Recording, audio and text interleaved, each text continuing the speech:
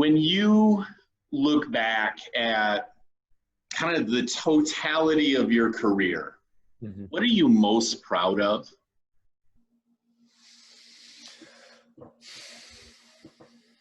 That's a good question. I think deep down inside, I'm proud of working hard, having goals and seeing them through.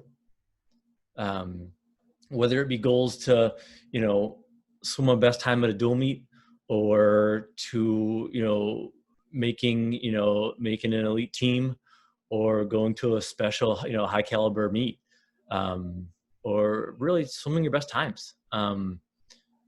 Goal setting is important. In afterlife, or after swimming life, I had some goals in life of what to do professionally, and I'm happy in what I, set out to do. And, I'm an eye surgeon, I'm an ophthalmologist, and that's not an easy thing to do. And I'm pretty proud, to myself, I'm pretty proud of myself for being able to do that. There are a lot of barriers I had to overcome to get to where I am, but that was kind of my goal. That's kind of what I wanted to do. And I did it. With my kid, I've got, a wife and a couple, wonderful kids, and they're young, and, they love being in the pool, and I'm really wanting them to have fun. They're young. He's 5 and she's 12, and they're having fun. I said, great, have fun. Now's the time when you got to have fun. Be disciplined, have good work ethic in the pool and out of the pool, but have fun. For me, swimming was fun. I was, fortunate and blessed to where I had a lot of successes with it, and I'm very thankful for that. And it was fun. And, my parents, getting back to what we were talking about earlier, my parents, they said, find something you like to do and do it and proceed it. And it's been a really fun ride. That's really interesting. I always wondered kind of what your relationship was with the sport. Yeah.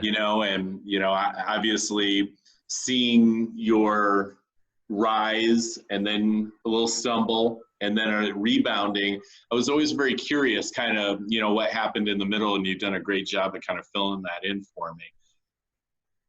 What does the sport mean to you, and before I turn it over to you for that, one of the things I found really interesting, I've asked that exact same question right at the end of the interview with everybody, and I've gotten very different answers. And like when I spoke with Ian Mull, he spoke about an artistry, to swimming, and he connected with the water in a way. He talked to me about conversations that he had with the water, and it turned me on to the idea that it really is a relationship with the sport, and different people take it to different places. And I think Ian probably personalized it in a way that other people wouldn't, and can articulate it in a way that other people can't. But I'm curious, when you think back to swimming, what it did for you, doors that it opened for you, lessons that you took from it, that you continue to use today. Just curious, what's your relationship with the sport? When you think about the sport, what comes to mind?